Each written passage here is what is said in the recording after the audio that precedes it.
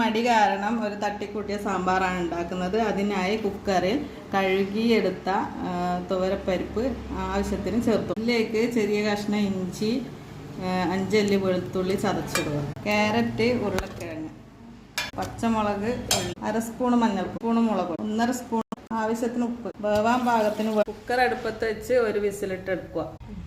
ഒരു വിസിൽ വന്ന് അതിലേക്ക് ബാക്കി കഷ്ണങ്ങൾ ഇട്ട് കൊടുക്കാം. മുരിങ്ങാക്കോല്, വെള്ളരി, വെണ്ട, 2 തക്കാളിയും ചേർത്ത് ഒരു വിസിലിട്ട് എടുക്കും. കഷ്ണങ്ങളെല്ലാം വെന്ത് അതിലേക്ക് ഒരു നെല്ലിക്ക വലുപ്പത്തിൽ പുളി പിഴിഞ്ഞ് ചേർക്കാം. തിളച്ച് വന്നിട്ടുണ്ട്. അതിലേക്ക് കറിവേപ്പില ഇടാം. 2 സ്പൂൺ സാമ്പാർ പൊടി. കറി റെഡി ആയിട്ടുണ്ട്. ഇതിലേക്ക് താളിച്ച് കൊടുക്കാം. പാത്രം ചൂടായിട്ട് വന്നിട്ടുണ്ട്. അതിലേക്ക് എണ്ണ ഒഴിച്ച് കൊടുക്കാം. ചൂടായി വന്നിട്ടുണ്ട്. കടുക് പൊട്ടി അതിലേക്ക് കറിവേപ്പില, മുളക്, ഉള്ളി ചേർത്ത് കൊടുക്കുക. ബ്രൗൺ കളറായിട്ടുള്ള താളിച്ച് കൊടുക്കാം.